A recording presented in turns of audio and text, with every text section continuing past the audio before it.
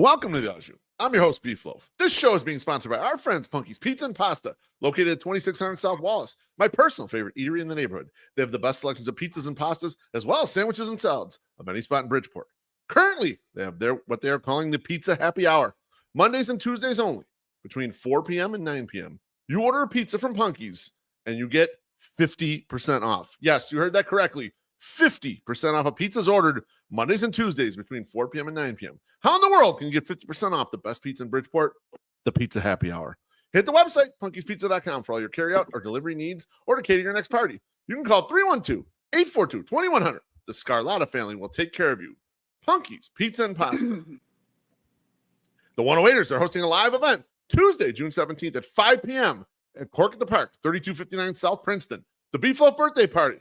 We'll be there performing live an abbreviated podcast, enjoying $5 twisted teas for my birthday before we head over to Sox Park to watch the Sox battle the St. Louis Cardinals at 6:40. Remember, Cork at the Park, 3259 South Princeton. Come out and join us. There'll be drink specials, food specials. We'll be giving away White Sox goodies. However, absolutely no fucking bingo. Tuesday, June 17th, 5 p.m. Be there.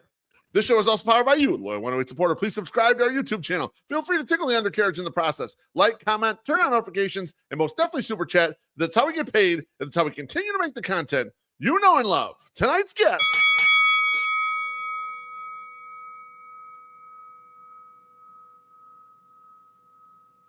She's a pioneer in Chicago sports media, dating back to her time with 670 The Score back in the 1990s and early 2000s. A diehard White Sox fan and one hell of a pastry chef. Julie Swieca Gannon, welcome back to the Au Jus. Julie, great to have you. I am so excited to be here. I feel very humbled because this is the first time I've ever done a podcast with a fan who's been commemorated in a bobblehead. I mean, does it get better than that? There it is. It does not. Yeah, you can go to 108.ing/bobblehead. You can buy tickets to that game. That's Tuesday, September 16th. It has been donned White Sox Twitter night, but a night with the 108ers, and you can get the bobblehead especially for that. So outstanding. I thought if they ever did one of you guys, it would have to be in the hot tub. But you guys in the stands with the foul pole there and everything, that works too. So it works. But I mean, talk about an honor. I think it's so cool. Thank you. I appreciate that. And really, it's my Sox Summers baby. He's been pushing it along for years and years, and eventually we did our little promotional video for the Sunday bobblehead series in my hot tub. That got so much traction both at Sox Fest and then on Twitter afterwards. They were finally like, okay, these guys are doing enough. We can give this a go. And so the goal is to try and sell as many tickets as we can to this. So we've been pushing it. We'll continue to push it. And we look forward to seeing everyone Tuesday, September 16th for that bobblehead game. Thanks, Brooks Boyer is brilliant. I might clip that. I'll give that to him. So, Julie, we were laughing in the middle of the week. We were DMing a little bit on Twitter. It's like, oh, there's nothing to talk about. Yeah, there are a million things to talk about the White Sox. It's unbelievable how much news has come out since the time I reached out to you, like, hey, do you want to be on in a couple weeks? Yeah. To today. I mean, absolutely crazy. The first things first, and the announcement came out last week that there is finally a path to a change in ownership with the White Sox. And that announcement came noting that the Ishbia family, and more so Justin, but that the family be involved. There's a succession plan where Jerry Reinsdorf has the option to sell the White Sox to the Ishbia family between 2029 and 2033. And then in 2034, that option becomes Justin Ishbia's, and more than likely he would become the controlling owner, if you will, of the White Sox. What were your thoughts when you saw all this? Are you excited? Where did you go? Because the fan response has been wild in a lot of different directions. Yes, and I when I hopped on Twitter right away to see what the fan response was, everyone's like, "This is happening," and blah blah blah. Well, okay, pump the brakes a little. Yes, it's tremendous that somebody with his money wants to buy the team, wants to own the team, wants to put money into the team. But it's not happening yet. Right now, he's giving them money to bring down their debt, which is very generous of him. But Jerry Reinsdorf is going to hang on as long as he can. And I mean, knock on wood, as far as I know, he's in good health. Yep. But I mean, I could see this if Ishbia doesn't take over officially till 10 years from now, I could see Jerry Reinsdorf hanging on like 9 years and 11 months. I honestly, I think, like I said, there's a buzz, there's excitement. The people have been chanting, sell the team for 2 years. are maybe quieting down a little. Yep. But I honestly, I just have to feel a little bit of like measured. Okay, everybody calm down. Yes, it's terrific news, but it's not happening right away. That being said, like I said, there is the paying down the debt. There is the idea that somebody's coming in that is going to spend his own money, and we've seen his family Right. members do the same thing with their ownership deals. And the idea, I had dinner with a friend of mine last night. My friend Brian is a huge Sox fan, huge 108 fan, Oh, and he was talking about how this guy could be the guy to get the stadium built, that he could right. build right next to where the fire stadium is being built. Mhm. And it could be this nice little synergistic, they have like a little shared community area or something. I, I mean, I love that idea. I don't quite understand why the cell the rate needs abandoning yet. I Right. thought It it was, still seems like it's in reasonable working order, but you get yeah, the economics of sport has changed. And so that they want to own all the stuff around it and have you buy from all that stuff too. It's not, oh, just right in here, everything around it. Stay for the whole day, whole night and be part of it. So I think that's exactly. part of it, so. Exactly. And I mean, from us talking previously, my husband is a diehard Cubs fan. I I thought Wrigley was a dump for years. I mean, I was covering it when the locker room was tiny and the visitors was even smaller. It When Ozzy talked about the rats there, he wasn't lying. It was a dump for years. And then once the Yeah. Ricketts took over, and now they've got Gallagher Way and better concession stands. Still not as good as the Sox, but they Right. stepped it up a little bit. And I was like, all right, I can tolerate going there. Like, it's not as junky as it used to be. Right. So if the Sox want to go a step above where they are, like I said, the concessions are already great. I love the concourses. I think there's all sorts of room to roam, and the outfield, the fundamentals. There's so much to like about it. But if they want to go one better, if they want to be, the new cutting edge in baseball stadia, fine, I'm on board. Yeah, well, couldn't hurt us, right? As long as the Exactly. owner is spending their money, and then that's what it Yep. seems like if the HBS are coming in there. Yeah, it's Yep. interesting, Julie. I saw that too after the Fire had come out with their announcement and their owner saying that they're going to build there. A lot of people were like, "Oh, the Fire, they just dunked on the White Sox or whatever." And then you start hearing more and more. It's like, no, no, no. The plan has always been this is going to be like this bigger thing, and Yep. that both stadiums do actually fit pretty comfortably inside there. Driving by it, you wouldn't think that, but then you like step back. It's like, yeah, I guess they could both fit in there. I'm kind of curious where it goes. The White Sox seem to be sitting back in a capacity where they have a little bit of leverage as, maybe that spot wants them. They still could stay right here. Julie, I always think about it this way. When that lease runs out in 2029, what are they going to do with that? What's the Illinois Sports Authority going to do with that stadium? I mean, how cheap could you get back in Exactly. for an lease extension? So. Exactly. Maybe they go to Soldier Field when the Bears are in Arlington Heights. There's a stadium that's just doing nothing. Exactly right. That's exactly, yeah. So I've looked at them in this process as like they seem to have a lot of places that they could go and relocate. So I'm interested to see how that part goes. You mentioned about Jerry hanging on, and just a question for you. It was mentioned in the press release that the Ishbias are going to put money, and Justin Ishbia is going to put some capital infusions in there. They mentioned to pay down some debt to fund some operations, etc. How much, even though the press release still said Jerry's in charge of everything, how much influence do you think they'll start having? And how much of a mentor-mentee relationship you think has either begun or will continue to go as Jerry, the agent owner, works with kind of the younger owner? I think I don't want to say he's been stubborn, but I guess I'll say it. He's been stubborn, resistant to things. Yep. For the longest time, and still to this day, he's very adamant about not giving pitchers 4-year contracts. And that goes back, to like Jamie Navarro days. Yes. He has certain things that he's married to that he does Yeah. not want to let go of. And it doesn't matter if his kids or the fans or whomever is whispering in his ear. I mean, unless it's Tony La Russa whispering in his ear, he pretty much doesn't listen. So I don't think he's going to cave into like anybody saying, "Hey, we need to do this, this, and this." But maybe because these guys are giving him money to pay down their debt, maybe they have his ear a little more, and they can say, "Hey, what did you think about this idea?" Not so much like this is what we want, but hey, what do you Right. think of this? And kind of, when you let somebody think it's their idea, kind of go about it that way. Like I said, from everything I know, I've not seen Jerry in a long time, but from everything I know, he's still sharp. he's still not only in good physical health, but mentally he's still there. So, Right.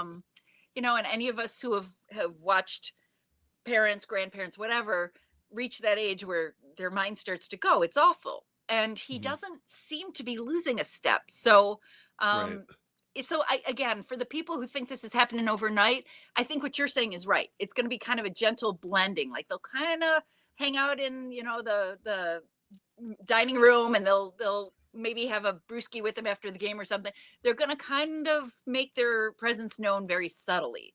And then, Yeah. again, I even the people who are chanting "sell the team," they don't wish death on people. And No, but we're it's not true. doing that on this side. It's true. It's true. Don't do that. And Jerry's always been very good to me. So, so it almost feels a little disloyal to Yeah. say like, oh, I can't wait till he sells the team.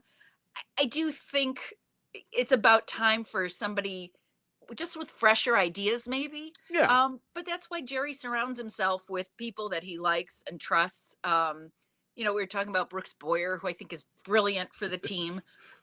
Chris Getz is finally maybe starting to win people over a little bit. Yeah. Yeah. Um, And he's brought some new ideas that hadn't been the status quo in that front office. So that's been kind of nice too. right. So I'm not saying Jerry's behind all of that, but he does put people in charge that he thinks can kind of represent him and still maybe bring something a little different to the table.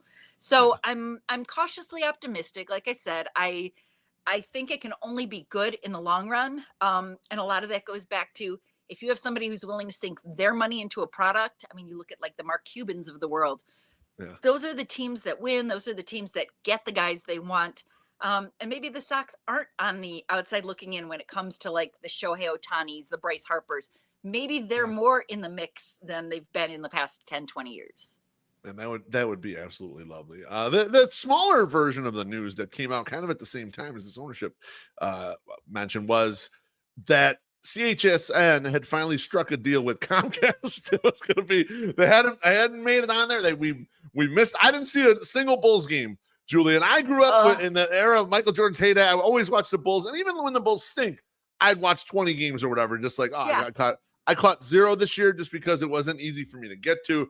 Blackhawks have been off, and now apparently they struck a deal. Comcast is going to put CHSN on their, what I think they call it their ultimate tier or their upper tier. We got to pay a little extra to see it. But is this a pro or con that the games are going to be on Comcast now? And apparently the antennas are going to die. In the areas in which Comcast is going, the antenna stuff is going away. So kind of a little, that sucks for the people who were using the antennas. But what do you think? Pro or con? Well, that was my thought is, first of all, how could this be anything but good?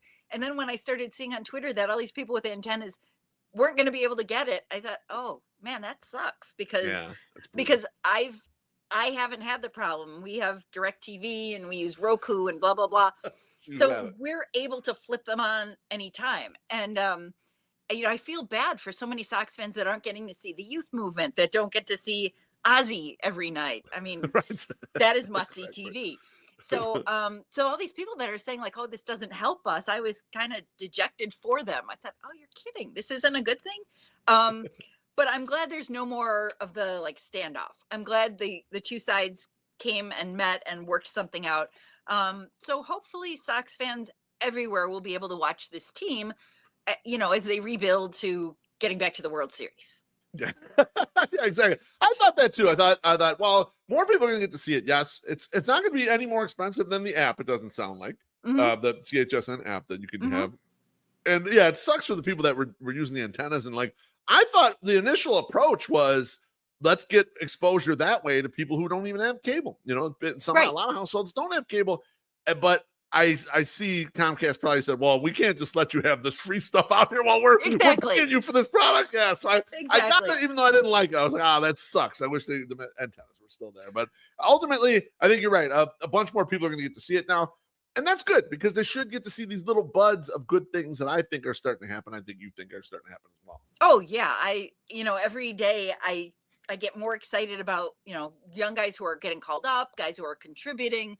And I hate to put that kind of pressure on them, but like Kyle Teal gets here and we're like, okay, you better get on base. You better hit, you better drive in runs. Exactly.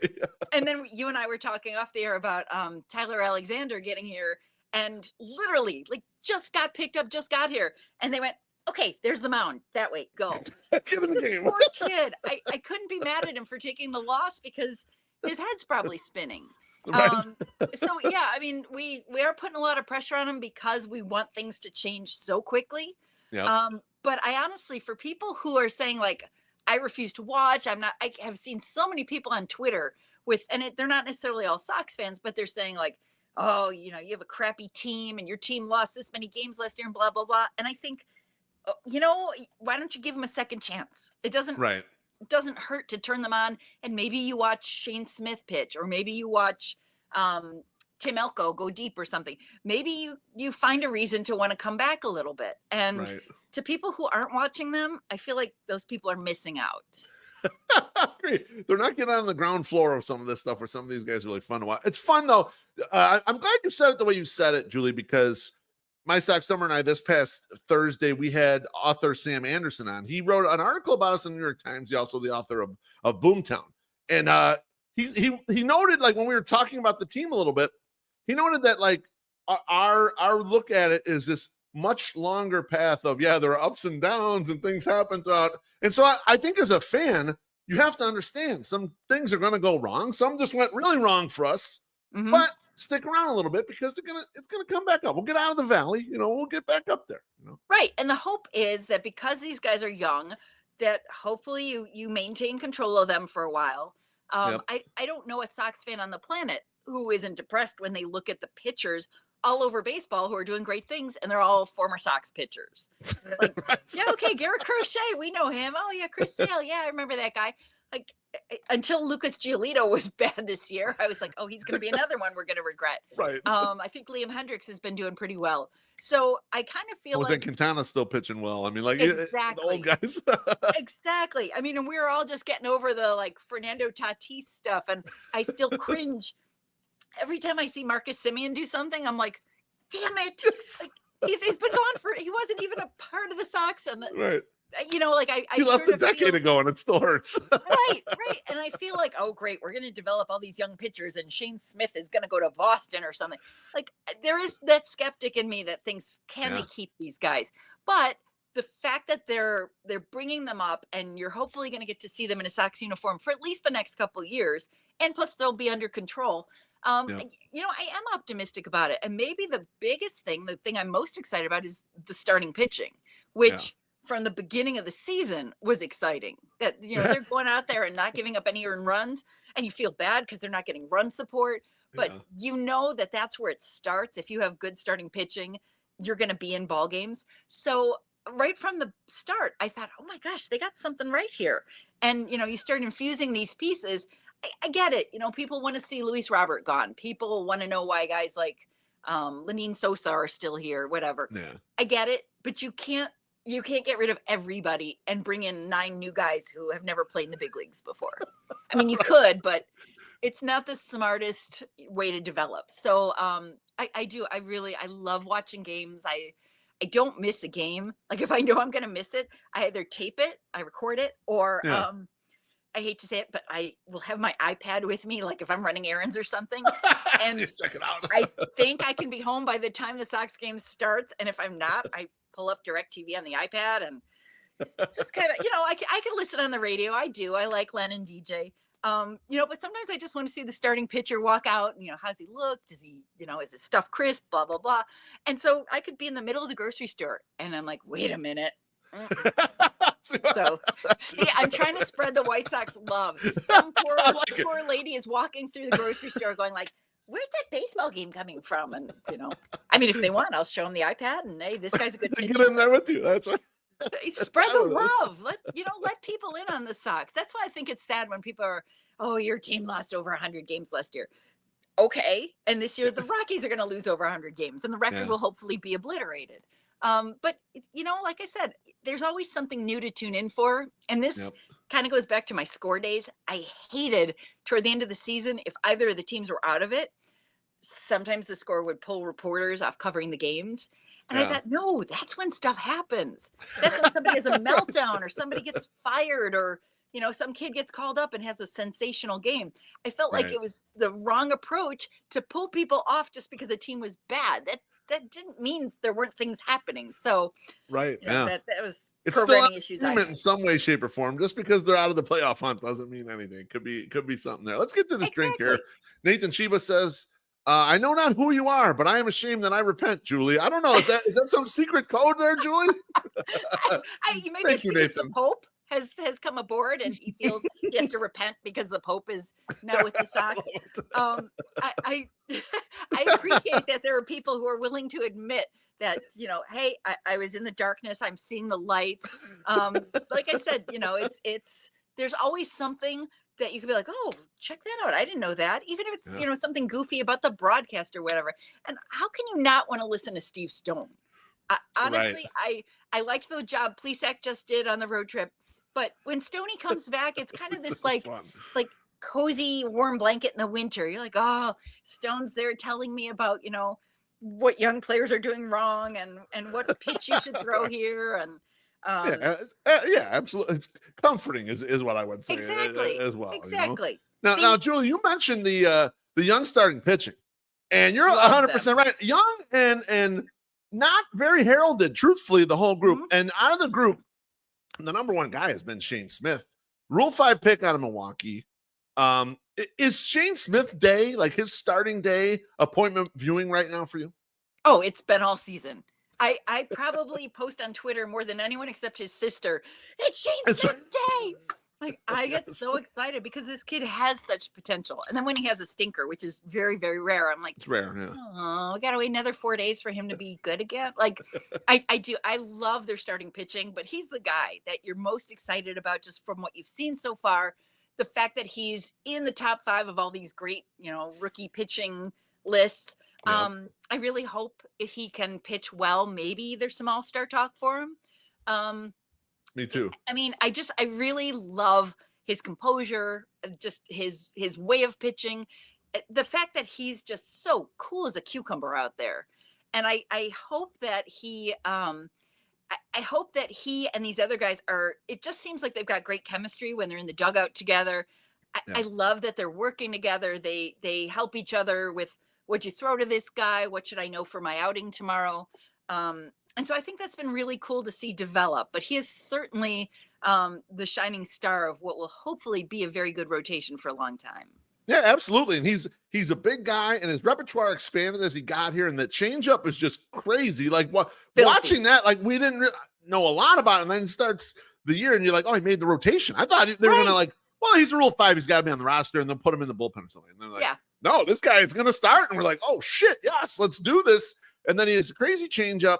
The velocity's up from where people thought it would be. And I love his story that like he was undrafted coming out of college. Like he had an injury, undrafted free agent, which is hard, especially in the old days of the draft when it's 40 rounds. Now it's down to 20. There's more of those guys, but still crazy that that he was undrafted and then makes his way here. And then he's just barely not good enough to stay with the Brewers, so we can get like a miracle, Julie. Like what happened? Like how did we get the one Rule 5 guy that's been real good in the last 5 years or whatever? It's crazy. If there's any group in baseball that's banging their head against a wall, it's got to be the Brewers. Oh, what the heck were you thinking? And they have been really good this year in the Rule 5 guys. Mike Vassal's another guy who I've been super impressed with. And the fact that he started the other day and did pretty well. Yep. I just think that, again, Chris Getz has gotten pretty good at some of this and it's his team too, his scouts, but they've gotten pretty good at finding these little like sleeper, pickups. I mean, just the fact that they got Adrian Hauser. I knew nothing about him. I mean, I'd heard of him, but I didn't know anything about too. He's just like a cast off guy. It's like, okay, come on in. He's been really good. That he's pitched for all these different teams. He's kind of bounced around. And when he got to the team and he pitched so well his first outing, I went, oh, where did they find this guy? That's where, people still get on Chris Getz. And yeah, he still has a lot to prove. But Chris Getz has had some really good finds. Ethan Katz, for all the complaining people do about him, you have to give him some credit for this pitching staff being good, for the fact that he's worked with them and developed them. And I think you kind of have to tip your cap to a lot of this coaching staff. because of what they've identified in guys, corrected in guys. Yeah. I mean, why am I drawing a blank on the guy who changed his swing a little bit? And Miguel Vargas. yes, thank you, thank you. Yeah. With Michelle Vargas, I mean, they put it up every broadcast. Since this date, since he changed his swing, he's batting this. Somebody there not only identified it, recognized it, but they implemented it and got him to buy into it. And so if somebody's working with him in the cage for an hour a day or whatever, if they're showing him videos, whatever they're doing, they identified it and got it right. And so when they're doing this with pitchers, when they're doing this with hitters, even guys, you know, hey, we got to send you down to the minor leagues to regroup a little bit. Luis Robert having a couple days off so they could tweak his approach at the plate, whether it's mental, whether it's, you know, something mechanical they can identify. The fact that they're on top of this stuff, I think you have to give a lot of credit to Will Venable and his staff. I agree 100% with you, Julie. And bring up Vargas especially because Vargas was horrible in the second half of 2024. The White Sox traded for him as part of the Eric Fetty trade. He shows up. He comes from the Dodgers, a great situation, you know, caviar and champagne. And he's with, and then he's with us drinking Old Styles out of a paper bag in the alley. All right. And do he's you remember? horrible. Do you remember the image of him sitting in the dugout where he just looked like stunned? Like, Yes. how did I get here? And my husband and I still joke about that. Like, oh, he was that guy because he was sitting like in the corner of the dugout by where like the helmets and bats are. And he just, I mean, his face was blank and he's like staring off like, what happened? And now to see him like so vibrant and lively and such a big part of the team, you know, hopefully turning the corner, it's night and day. It is not the same person. Does it give you a little more kind of faith in the overall group, the overall front office, the overall development mechanism? Because they haven't been able to develop guys. And then they took this guy who was in the shit house. They asked him to gain weight in the offseason. They asked him to get better at third in the offseason. He did both. Then when it got into the season, the plate discipline, everything was there, but the power was gone. They pulled him offline and have fixed some stuff with the swing. And now he's starting to hit the ball hard and hit the ball to the ballpark. Does it obviously he was a big prospect. Does it give you faith for like the guys we've never heard of that they'll be able to fix those guys now? Yes. I think that there's so much confidence right now among the guys behind the scenes that they're clicking and that, you know, when you succeed, when you have a guy like Vargas, when you have a guy like Hauser that you identify and you say like, oh, we might have a hidden gem here.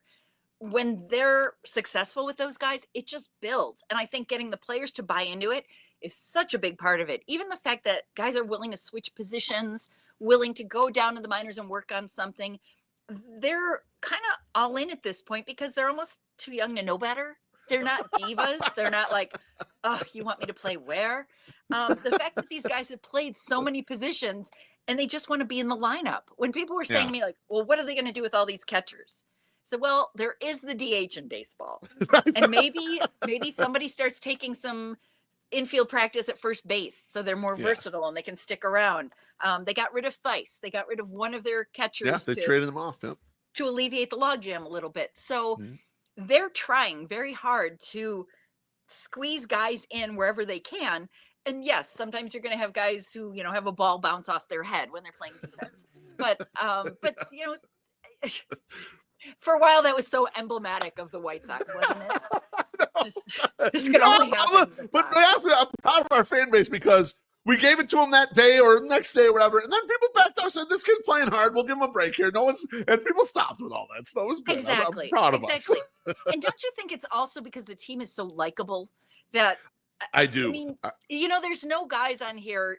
I don't even want to go back to like Albert Bell, even guys like Lance Lynn, you know, more recent, where they were considered clubhouse cancers. They were bad influences. Jerks, you know, like I said, these guys, even when some of them, you know, you have one of the young pitchers and he's pitching to Edgar Caro or, you know, to the guys he's gone through the minors with, they know each other. It's not just like, hey, meet your new catcher. It's, oh yeah, this guy, we were in spring training together. We were in Charlotte together. So I think the fact that they're young, they were all roommates together and, you know, they know each other. And again, the fact that they're not spoiled, they're not entitled. They just have this, hey, we made the big leagues and this is so cool. And I mean, how many just put me anywhere. I'll play any spot. Right. I wanted to bring that up, Julie. You bring up a great point there because gets so far the way he's built this team, and you'll notice in a lot of positions, he wants some of these guys to be position flexible. So Vargas can play third and first. You see Meidroth is playing short and second, like Lenin Sosa's second and third. Some of the guys can, when Brooks Baldwin was up here, is playing everywhere, every position that possible. And then you mentioned their ability to kind of take instruction. Hey, we're going to come offline, we're going to fix that swinger a little bit. Do you think that from all years of covering the team, like, do you think that's like some sort of trust that they've been able to instill? And how much credit do you give to like someone like Venable, who's a rookie manager, to get guys to buy into kind of everything they're trying to do around here? Yeah, didn't you kind of feel like when he got the job, oh man, is this going to be another like, oh, we settled for the third or fourth guy because we couldn't get Hinch or whomever? I was a little skeptical. And then once I started seeing like his in-game management's pretty good, his use of the bullpen is decent for what he doesn't have a lot of choices, but exactly. The fact that he, his lineups haven't had us cringing. We're like, oh my God, why is this guy batting wherever? I think he's won over Sox fans' trust a little bit, and he's won the players' trust. I think just a lot of his demeanor. This is my impression, is that he's kind of one of the guys, but he's still disciplinarian. It's like dad can, go out and play with you in the backyard or whatever, but he's still going to tell you got to do your homework. So I think he's kind of got that demeanor to me. And again, I also think his coaching staff, you have to give him a little credit that he brought in guys who are probably helping him a little bit with the things he doesn't know. Right. And if you can get the players to buy into it, that is so much of the battle there. And, when I see Ozzie on the pre and post game, who I just adore, I think Ozzie's kind of picking up on that too, that these players, they're hustling, they're buying in, they're keeping their chins up when they have a bad loss. I think to have a manager of Ozzie's caliber recognize that probably speaks very highly of Will Venable. And just that he appreciates the hustle. How many guys have we seen the last few years not run hard to first? Yeah. Yep. And oh gosh, it makes me cringe even thinking about it. I know the Sox are like kings of grounding into double plays, which makes me crazy. But they're also turning double plays like crazy. I think they had 5 in the game the other day. And the fact that the defense has some hustle to it. So, it does, yes, I would agree. I think they're hustling to first base. I just think these double plays are kind of, you're hitting the ball where some guy makes an amazing catch. I don't want to see Bobby Witt Jr. anymore for a long time. I hate that guy. Exactly. Even though I stole that game from us on Sunday with that type of catch. Totally. But I mean, those are the balls that don't drop that you're lamenting. Oh, if we just had it like an eyelash a different way. The old, if we had another biscuit for breakfast, home run kind of situation. Right. I do think this team shows a lot more desire, hustle, ability to work hard, ability to bounce back from things. And I again think that goes back to being young, that they're, it's almost, I don't want to compare it to a frat party, but it is kind of a frat boy mentality. Like, they're throwing gum at each other during interviews, and forget the seeds. They've moved on to gum. You do sense it, when they were having fun in the dugout. Remember, like when they were having fun in the dugout and it was, let's put the mafiosa hat and cape on guys. I think that is so forced. That is so not natural. And, they put it on Andrew Vaughn or whomever, and they just look very uncomfortable. These guys seem genuine, that when they're, hugging each other or high-fiving in the dugout or whatever, it seems genuine. And I think that's where fans can start to buy into these guys. And hopefully, as they grow, people grow with the team and say, oh, I remember when this guy was a rookie, blah, blah, blah. People become invested when they like the players. You're absolutely right, Julie. And speaking of guys who've been hustling their asses off and guys that are likable on this roster, I got to bring up Chase Meidroth. I brought him up briefly with a ball bounced off his head. He was the third piece in the Garrett Crochet deal, allegedly. He's off to a terrific start. Is he everything that we were originally promised with Nick Madrigal? Is that what what's coming to fruition here? Don't you kind of feel like he's already a little better than Nick Madrigal? Yeah, I think it was. No disrespect to Nick. He's better than I ever thought Nick Madrigal would be. I never thought much of. Yes. When this kid came up, and I was like, here's what I was worried about with him, Julie. When he showed up, I knew about the hit tool. I knew he had a great eye, so I thought, okay, this guy's going to be a pain in the ass at the plate for sure. Mm-hmm. But then, 2 weeks in, they tried to play him at shortstop, and I had heard well, the range or whatever. And he has looked great at shortstop. I don't know if he's just well positioned, if he's just smart, if he has like a nose for the ball or what. He does have quick hands. He gets rid of the ball fast. So maybe that helps him. So like he's exceeding everything for me as far as like what I thought I was going to get from this guy. Amen. And he's got to be the trigger man for all those double plays they're turning. Like you said, he gets the ball to second base so fast, or he runs over there quickly. And then sometimes the guy who's getting the ball next in the relay wings it so fast and so hard, and it sails over first base. And it's like, could you adjust if, maybe the guy's safe at first, but now he's not getting extra bases because you threw the ball away. But that's not Chase. It's, whoever the second guy in the relay is. But he's played much better defense than I think we were led to believe. I posted a few weeks ago on Twitter the clip from Moneyball. Why do we like Chase Meidroth? Because he gets on base. Yep. I love that they finally have a guy at the top of the lineup, and Ray Durham was around the ballpark yesterday. A guy he was being honored yesterday for his bobble. Yeah. Right. We have a guy at the top of the lineup who gets on base, who takes a lot of pitches. I mean, the fact that you've already got a starting pitcher throwing 8 or 10 pitches to the first batter, great. Wear that guy down. Even if he stifles the White Sox from scoring, he might not pitch for 7 or 8 innings. He might go 5. Exactly. So I think there's been so much to like about him. When he homered the other day, I said, that guy never homers. It's like he just keeps showing you more shades of like, oh, you think I'm just this, but I'm this. And I can do that too. Yeah, exactly. Yeah. So, and he doesn't look overmatched at the plate, which I think is great. Not just that he's getting on base, drawing walks, advancing runners, whatever, but the fact that he doesn't, he's not swinging like this and you're going, oh, he's just going to fall on his ass. The fact that he looks so calm up there. And again, I think a lot of the young players have that quality. I mean, he has exceeded my expectations already. And I just hope that, again, I hope he's going to be a White Sox all-star over the next couple of years. I like that you mentioned he didn't seem to panic or whatever. He always seems pretty calm and collected, and like he knows what he's doing at the plate, because he had a little streak on the last road trip where he went 1 for 19.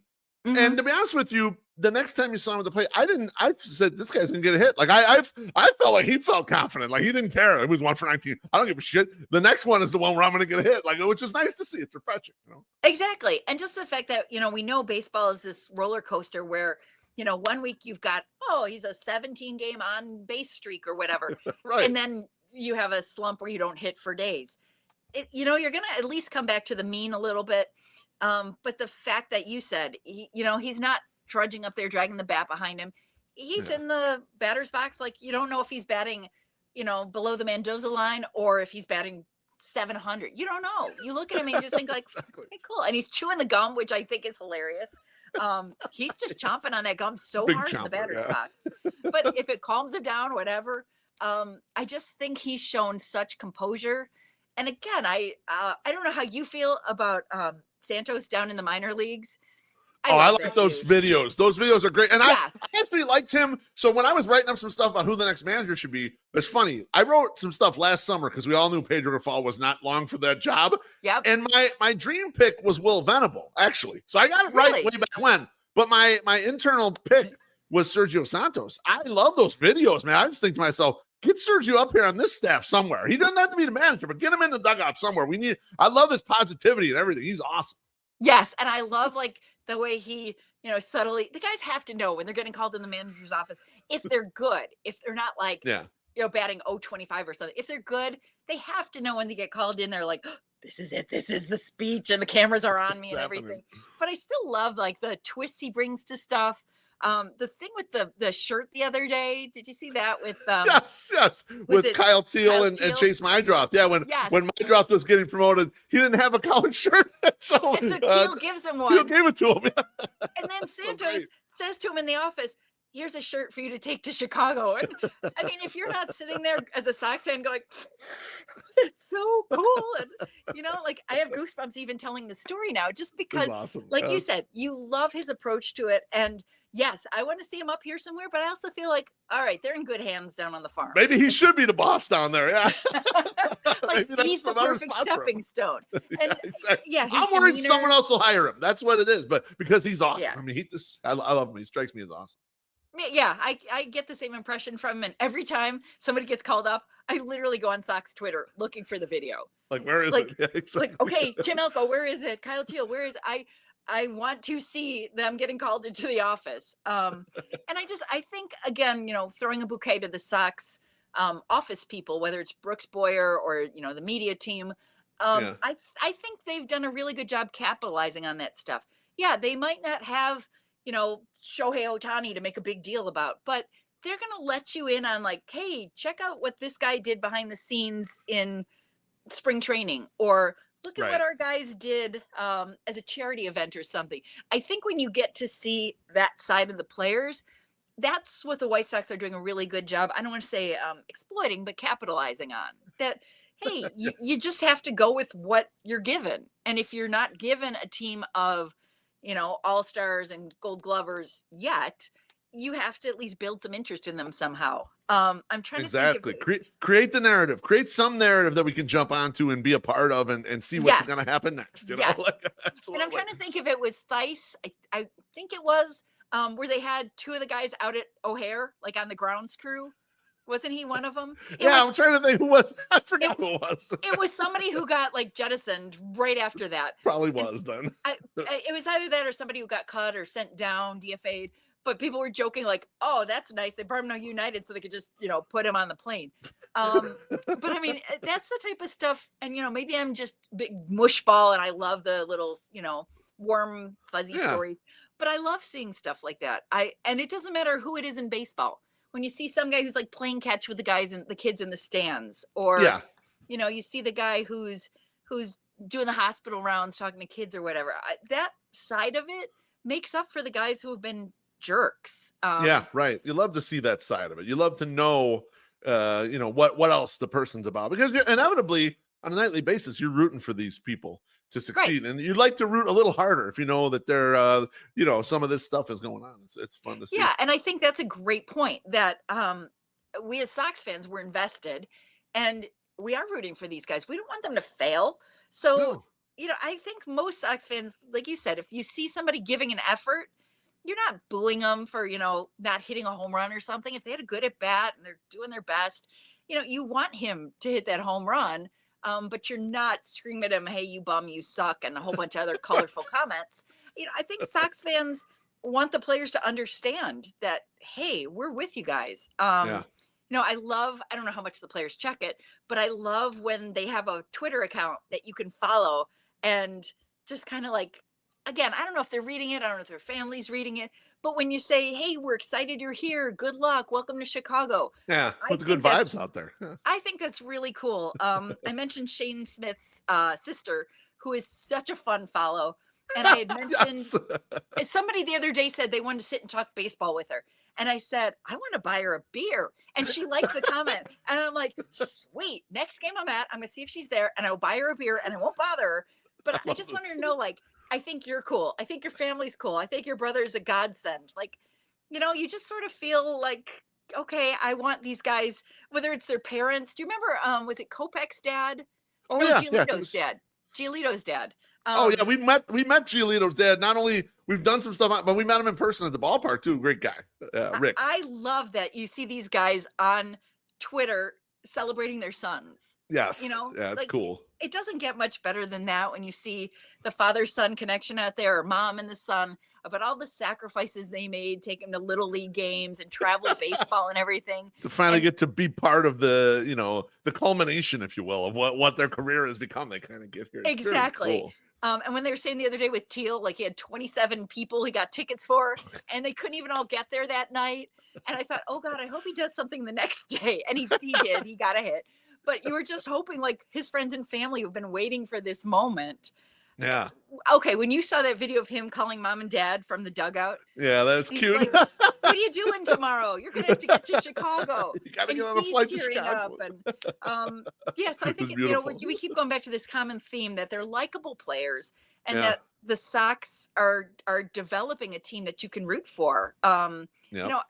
You and I have been with the Sox for years, and I could go back to all those ad campaigns, whether it was, the kids can play with Mike Caruso, or I do you remember they did, I think it was called Line Shot, and it was like Albert Bell, Frank Thomas, and Robin Ventura, and they were like a movie poster. I love it. I don't remember that, but I not only have the movie poster, but I have the videotape, the VHS tape they gave us as a promotional thing. And it was supposed to be the three of them kind of like in a James Bond. It was like a action thriller, and they were good guys, but it was so awkward. Like, you had Albert Bell, who hated everything and everybody. You had Robin, not Mr. Personality. Right. It was so not on point for what you're trying to produce and the guys you're using as your frontmen for it. I've gone back through so many years of these campaigns of trying to get the fans behind a team, and maybe this is just it. Maybe it's this subtle team that they didn't pump up as the kids can play or any of that, right? But they're just kind of organically letting it develop, and the fans will get on board, and then maybe next year they have something to use for a promo theme. I just think they're doing it the right way, and hopefully guys stay healthy and they stay under contract and they stay humble and nice and all that. And yeah, I do think when you think about how people have an affection for their teams, ones they grew up with, ones that won the World Series, I want that to be this team for this generation of Sox fans. Absolutely. Well said, Julie. Now, speaking of things that make people feel good and nostalgic things that you remember from the past, Nancy Faust is back on Sundays at Sox Park. Yes. Let me ask you this question about Nancy. I don't know if you've been in the ballpark yet to hear a Sunday yet with her, but do you want to hear her play the hits, or do you want her to mix in some more contemporary music? We were having a discussion on the 108, one of the 108 shows about what new songs we might want to have her in there, but are you good with just Nancy play the hits, do your thing?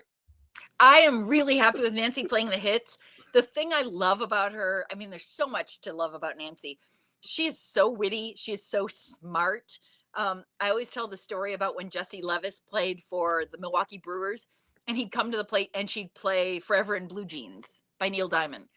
Like, Levis looked like Levi's. And Nice. Sometimes she'll play something and it takes a minute and you're like, oh, that's really good. Now you got it. You're like, or it takes a few times through. I keep thinking when the Cubs come to the rate, if they have Brohan in the lineup, I totally want to tell her, play the We Don't Talk About Bruno song, like from Encanto. I want to give her ideas when I'm thinking of stuff when I'm watching games, like, oh, this would be great walk-up music. And yeah, she wants, I think if the modern songs have some hook to the player, go for it. I'm not going to be some old curmudgeon like, don't play this stuff that came out with these newfangled artists who are loud and obnoxious. Go for it. If there's some song by a rapper or something you want to play, Nancy, I trust you. But just the fact that, she's thinking a step ahead. And the fact that she just comes up with this stuff. She doesn't say, oh, I better get the sheet music and try this out in a few days. She's like, oh, I know that song. Let's go. She's such a treasure. They're so lucky to have her. And even watching on TV, when there's a home run on a Sunday and you hear the na-na goodbye, I'm like, she's back. Could she be here every day? Like, I just love her. And like I said, it's that witty side of her where she's just better than anybody in baseball. I know there's like a lot of good organists at different ballparks, but you can't tell me anybody is better than she is at what she does. Very nice piece of nostalgia. I'm glad they brought that back to give us a little taste of what we used to get back in the day. Exactly. Now, one last question on White Sox here. Now, last year when I had you on, our play-by-play man, John Shriffen, was making a lot of news, we'll say. And you were one of the early people that, in my opinion, spoke out about what you thought about him, but earnestly, from the position of a fan, and not so much someone taking sides. There were some feuds between various media groups there. We don't need to mention any of that right now. No. But my question for you is, Julie, now we're 1 year later. So this is year 2 of John Shriffen. What do you think right now? Has there been improvement? What is there more to go? Kind of what are you feeling now that we've been through almost a season and a half? I think he seems just so much more comfortable in the booth. I don't think he's trying as hard in a bad way. Like, I think he's still, giving it his all, but I don't think he's forcing things. I don't think he's trying cornball phrases that just don't work for this team or this crowd. I think one of the things he's done that I know you've seen firsthand, the fact that he continues to go out to Cork and Kerry, he goes out to the tailgates. Yes. Like he knows Yeah, I that's saw him how on Friday night. right. And I Just saw that hanging on out, Twitter. talking with everybody, like. Yeah, I think that's great. I think he really wants to be accepted. He wants to be a part of this fan base.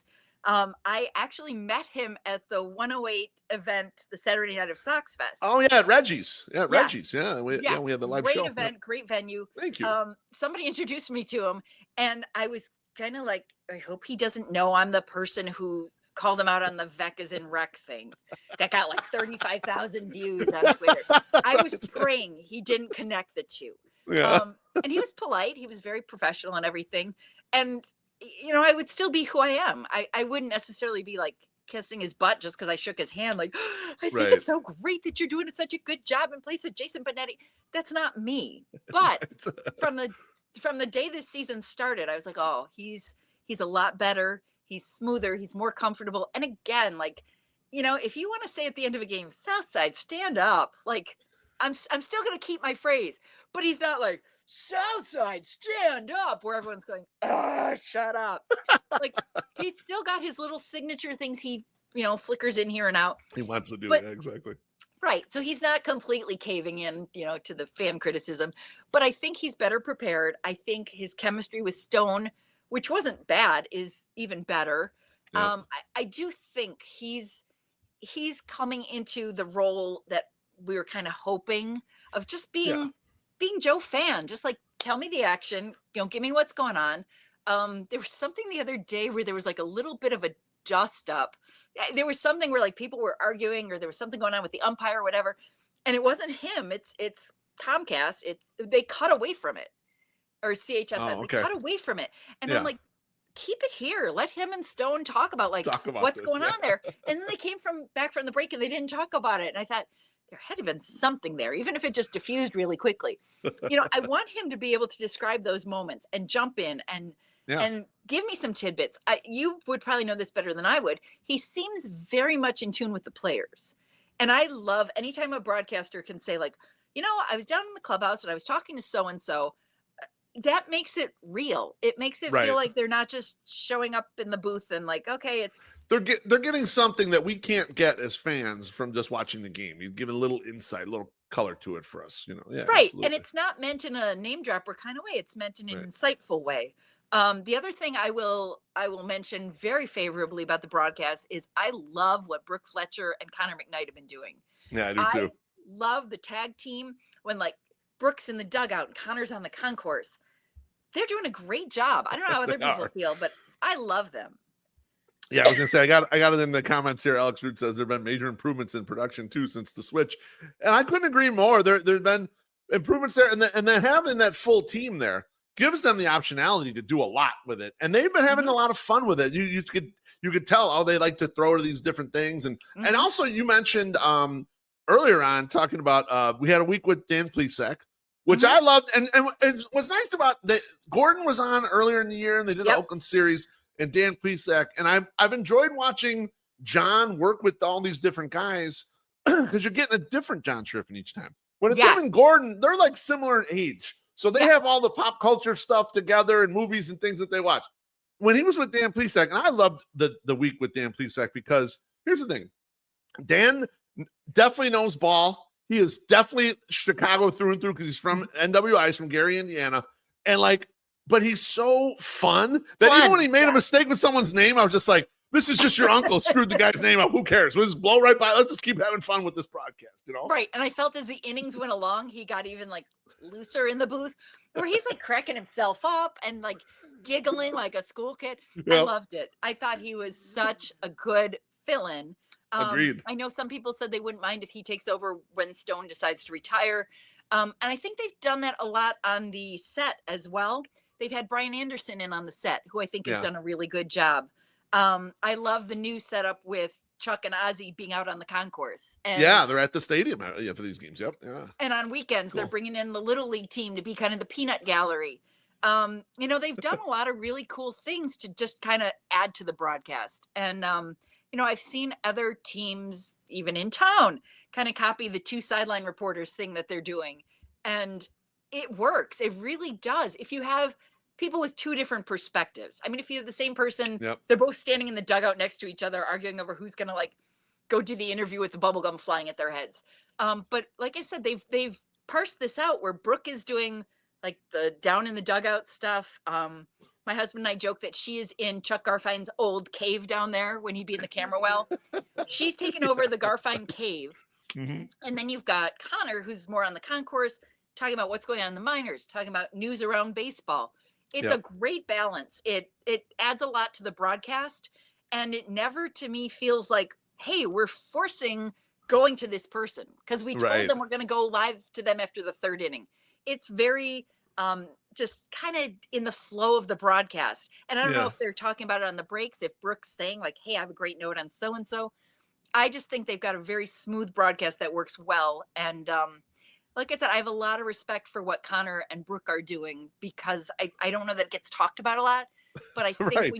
when you're not talking about it, they're probably doing something good, because if they were messing it up, you'd be shredding them. It'd be all over Twitter that they suck. Exactly. So I think it's just Exactly. kind of like a comfortable sidekick kind of thing. And I like it. I think the broadcasts have been very smooth.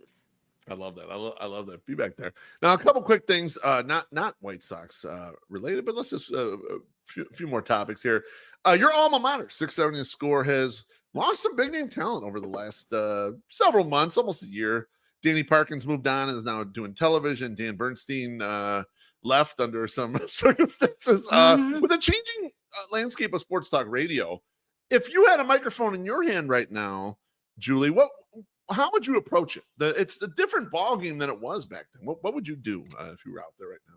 Such a different ball game, no pun intended. The social media component makes it so different. When I was doing my show or when I was hosting or, anchoring, and we literally had the old fax machine where like those carbon looking papers would come through, like they were all shiny and they smeared. We would have stuff like that giving us feedback or input. We didn't have the text line and Twitter and blah, blah, blah. I mean, there wasn't Twitch where there's a camera right in your face while you're on the air. So I think to some extent that's made their jobs harder. I can't say how I would deal with it, but I certainly know just the fact that you can't maybe have as much freedom away from your job.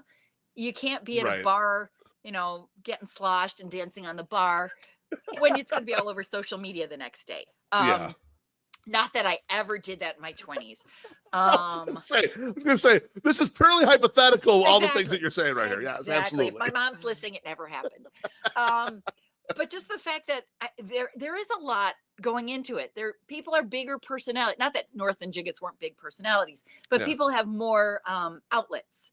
You can't just be a radio person. You have to be a radio person who also does some TV hits, who also writes a column, who blah, blah, blah. There's just so much more to it. And so I think that's a challenge.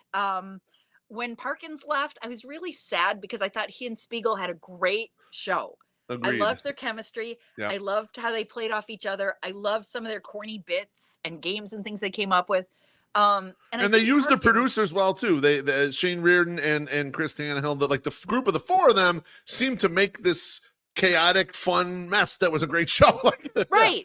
And Shane's another one who's gone right now. And I don't know the story behind it, but I know he was a very big part of their on-air party. That it, like you said, everybody worked together well. I'm happy for Parkins because to get nationally recognized is huge. It's amazing. But I did feel sad that we kind of lost him before we even really got to experience.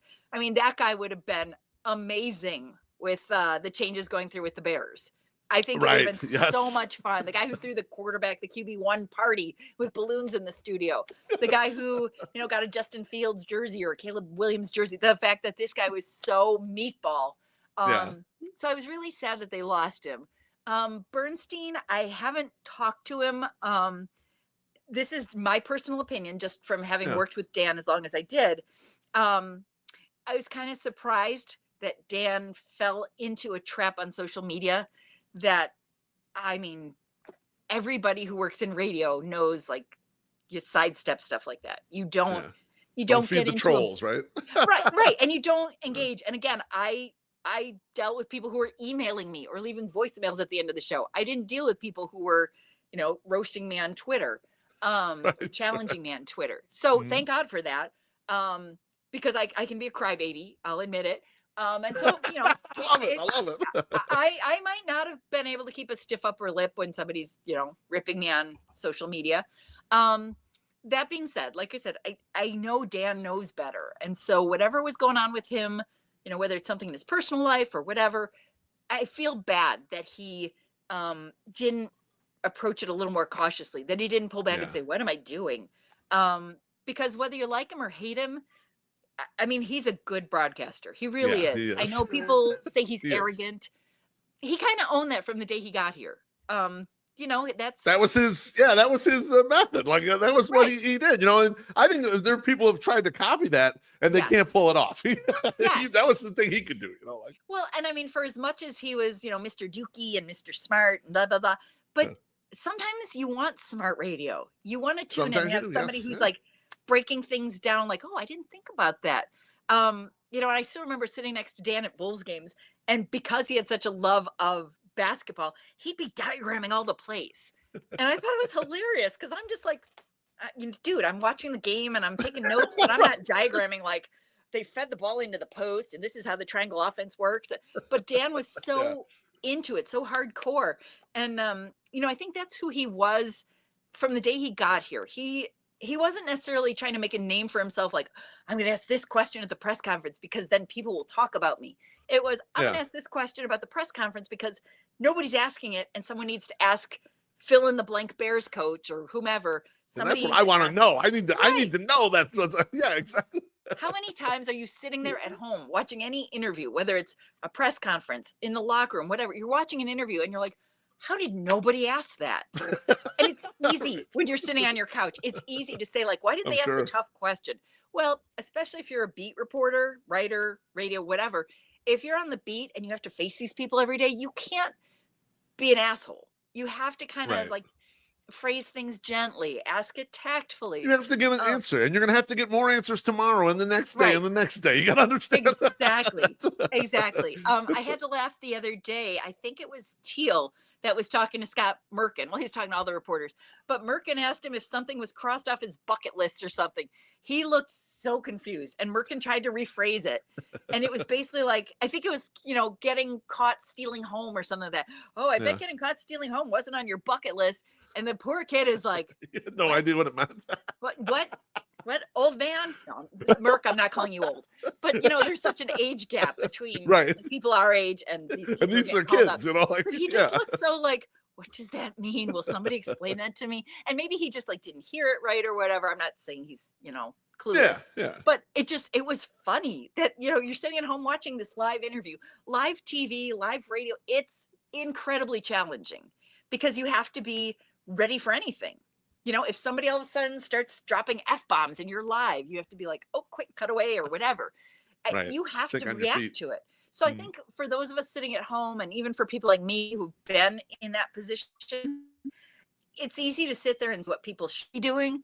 But it's way different when you're in that setting and you're challenged with having to ask a tough question. And maybe it is a day where like nobody wants to piss off the coach. Maybe. Right. And sometimes, I don't know if you've noticed this, I think coaches, managers, a lot of them have always had that snarky side, but they've kind of gotten more like batting away, like, oh, you think you're so smart. Boom. Like. Right.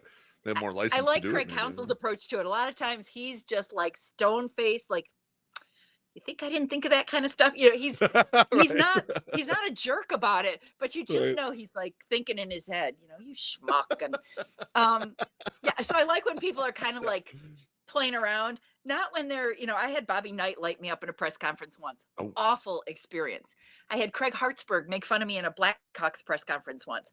Awful. But I look back on it, I laugh because I'm like, you stood there, you took it, you didn't like crumble, and that's what they wanted.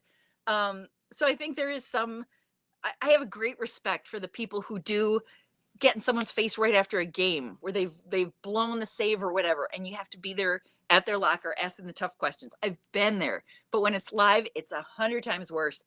That's why we watch these shows. That's why we watch the post-game show. You want to see love some of that. You want to see it happen. Right. I love hearing Chuck and Ozzy, but if they say like, hey, we're going to have locker room reaction coming up, I'm in. I'm there for it.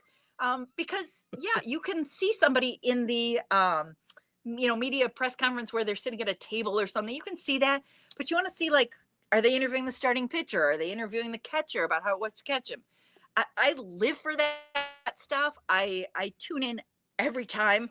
And, okay, so here's one of my criticisms about the broadcast. I don't like that Brooke Fletcher interviews Will Venable one-on-one and then go to his press conference with everybody. Like, pick a lane. Either go with the press conference and let her go do something else, or just carry her press conference and only pick up the sound bites if he says something big to everybody else. Right. Like, it just seems so redundant to me. And as long as you said I could vent about anything I wanted, always, Julie, always. I freaking hate the starter thing. I hate this where, they're the opener, blah, blah, blah. We're going to have this guy pitch an inning, and then this guy's our real starter, but this is our pretend starter. I freaking hate that. I hate that as much as I hate anything in baseball right now. And here's one of the things I haven't heard anyone talk about, so I'm going to bring it to your show. I love it. If I'm an agent, if I'm a starting pitcher, if whatever, when arbitration comes and you have to talk about how many starts you made for a team, what do they do with that? Do they say like, well, I started the second inning for 6 straight games? How do you quantify that when you're asking for more money in a contract or something? Like that, it's a minor thing, I know. But when you're reading the stat lines or whatever, does it say like, well, he appeared in 8 games and he started 2, even though he's Jonathan Cannon or Shane Smith or somebody? I hate this idea of like, oh, we don't want them to see the same guys in the batting order 3 times. So stupid. Like, if your guy is a good pitcher, just send him out there. If he's just confounding these guys, he'll want to face them 3 times. I am so peeved by it. And I don't know what the stats show. And it does separate it too in the stats. So like, if I'm searching for bullpen stuff, I want to try to get that out of there, because that's not a reliever. That's the starter in that spot. Right. And like I said, Vassell did a really nice job the other day. I'll give him that. It's not that the guy who's the opener sucks, but when he does struggle out of the gate, I'm like, well, great. Now you're bringing in the starter with a 3-0 deficit in the second inning or whatever the case may be. And that has happened in the last week. I know it did. Jared Schuster. It was 4-0 after 1 inning. Yes. And it was against Detroit. They would have won that game if they didn't have that bad first inning. Right. And I just keep thinking, like, what do you guys, you're geniuses. You know how this is better than I do. But it doesn't strike me as any huge advantage. And it's not just the Sox. Everybody in baseball is doing it. And I just think, when did this become a thing? It's a high leverage situation. So you put that opener out there in front of one of your starters that either might have a problem there or one of your weaker starters. And a lot of teams, the Rays were using it a lot, and now it's calmed down a little bit. But I think it's one of those things where it can be useful here and there, but it gets overdone sometimes. They just like start throwing out that maybe the starter just shouldn't be a starter no more. Maybe that's what they're telling you. Right. And you know what else is a high leverage situation? 8th inning, when the ball game's on the line and you're protecting 1-run lead. High leverage. Like, if your starter got tired, if he had to be pulled because he was at 90 pitches or whatever, that's when you want that guy in the 8th inning to come in and hold it versus the first inning. I mean, even I'd love to hear the starters talk about when you've been a starter your whole life. Having to do that differently. Yeah, I wonder how much. You warm up in the bullpen and then you go sit in the dugout for an inning. And what if your team bats for a long time? It just seems wrong to me as somebody who's followed baseball my whole life, who's been to my stepson's travel baseball game. Like, this just screams wrong to me. And I'm sure the pitchers are too diplomatic to say anything. Right. Maybe if Lance Lynn was back in the league with me, maybe you'd get some good sound bites on it. He'd break bad for sure. Like I said, it drives me batshit crazy. I am so like, and I do feel like the agents have to be thinking like, how do I present this in arbitration? How do I say my guy didn't miss a start when he didn't start 20 games because he was the second inning guy? Maybe the agents don't care. Maybe all they care about is like, my guy got this many strikeouts. This was his whip. This was his ERA. His ERA stayed low because he didn't get hit by those guys. So maybe who knows? Yeah, I'm not sure. Maybe it works to their advantage. I don't know. Even if you get the first 3 guys out in order, like, yeah, you got the third hitter out, but you still are starting with the cleanup guy the next inning. Like, Right. it's not like that guy's, You didn't evade all a trouble. slouch. Exactly. Someday somebody will sit down and explain it to me. Maybe Steve Stone can do that if I message him on Twitter. Somebody will sit down and explain it to me, and I'll go, all right, I'll give you that.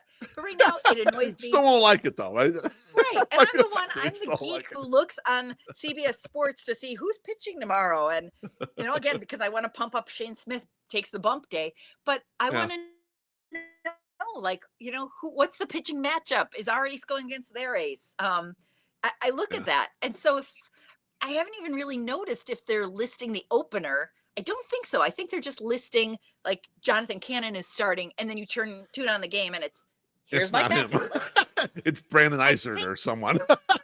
Oh my God. Some random Iser, lefty in there. Leisure, Cam like their Boozer arms or are going to someone. fall off before the All-Star break. Oh, yeah. And then you have like need two an infusion Wilsons. of bullpenage. Yeah. Yes, That's that's where I'm the saying, like, case. these guys who are starting a game might be better served like somewhere down the line. And every manager does it. They fall in love with a reliever, and that poor guy gets trotted out there every day. Yeah. I would love to have a lockdown situation where this is our 8th inning guy, this is our 9th inning guy, and you just know. Right. But that's, I think, a lot of the learning curve with these young guys. And God, I know you've heard it. All the guys in the minor leagues who we've heard all this stuff about as starters, who then they're like, we're going to try him as a reliever for a while. Yeah. Like it's happening all over the Sox minor leagues, and it makes me nervous. But I guess as long as Noah Schultz is still starting, I'm good. Yes, Hagen Smith, we're good. Yeah. But yeah, it does seem to be kind of like a shift on, people being more versatile, being malleable, put them in different situations. Yep. There's a big difference to me between moving Brooks Baldwin around the field and changing your pitcher from a starter to a reliever or a first inning guy to a second inning guy. It makes me anxious. But if the players are cool, it does. Yeah. It does. But there are different degrees of difficulty in those roles and adopting. Yes. Roles, so. Thank you for letting me vent about the opener, because I hate it. In case you couldn't tell, I don't like it. Gets under my skin a little. Thanks so much for sharing your thoughts on Chase Meidroth, Shane Smith, Nancy Faust, and potential new ownership. Remember, we ain't trying to be right on the show. We're just trying to understand. Anything you want to plug before you go?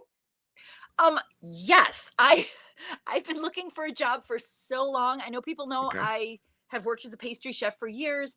And I have my home business, which I know you've been a big supporter of. It's I Need a Sweet on Facebook. But I'm even okay with walking away from being on my feet in the kitchen. I'm okay with not being a part of sports. I'm smart. I'm not being arrogant. I'm smart.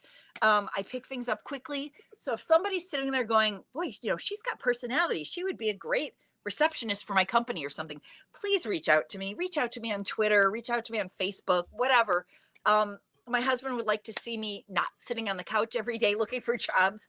So I honestly, like at this point, I love when I'm home during the day to watch White Sox day baseball, but I told you I record the game, so it's okay.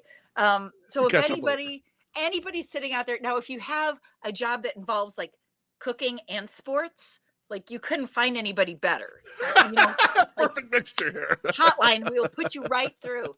And people also need to know, because I know if people hook me up with stuff, I make treats for them. So that is true. This is Cookies were delightful last birthday. Thank you. I appreciate that. You're welcome. And you got another one coming up. So yes, I do. I pay attention. But yeah, I know it's who you know. I know people find jobs through connections.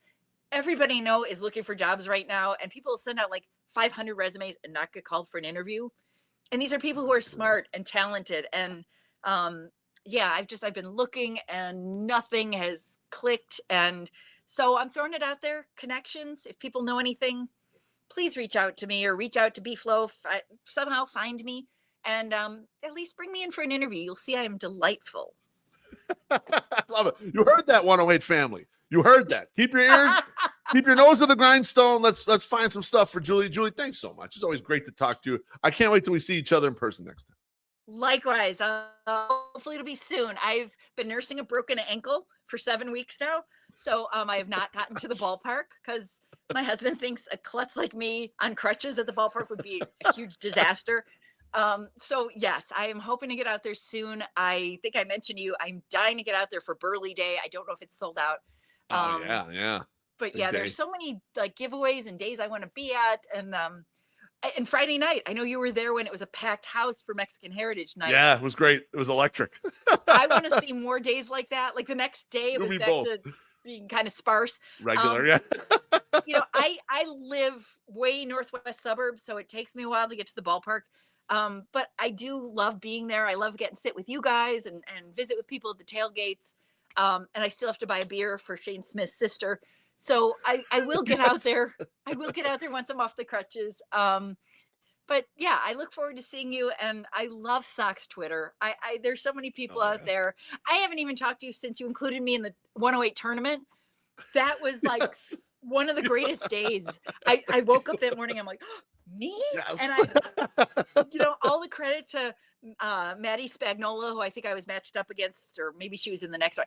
There were so Yeah. many great people. I'm like, I'm just the old happy to be nominated kind of speech. I really was. I love Sox Twitter. There's so many people on there that are just brilliant and funny. And I love, I'm spending the game on my phone because I want to see what everyone else is Tweet saying. back and forth with people. Yeah. Yes, It's yes. fun.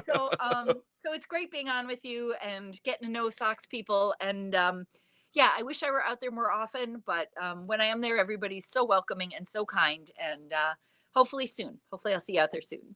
Sounds good. Take care, Julie. You too. Thanks. Thanks for having me. Bye-bye. That was Julie Swieca. That was awesome. I love Julie venting against openers, man. I feel like there are probably other fans that feel the same way. Next week's guest, I mean, this has probably been far too long. Next week, I'm going to have my dear friend, Aloha Mr. Hand, join the show. It's going to be his first time on the Ajou. We're going to discuss some of the Hall of Fame stuff. He's very close in on the Hall of Fame things.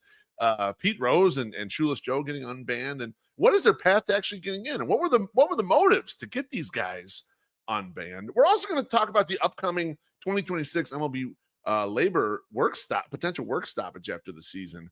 I know he's been real big on this too, so we're going to check out the who, what, why, and when. So that should be a lot of fun. I just want to thank Punky's Pizza and Pasta and all the 108 families up in the YouTube comments. Appreciate you smashing the like button, comments, and of course the drinks and tip from Nathan Sheba, my man. Thanks for watching. We'll see you next week. We'll see you on the 108 podcast. We're going to have Pat Bertoletti this week, hot dog eating champ, and ask him how he's preparing for Nathan's. See you guys, and I love all of you.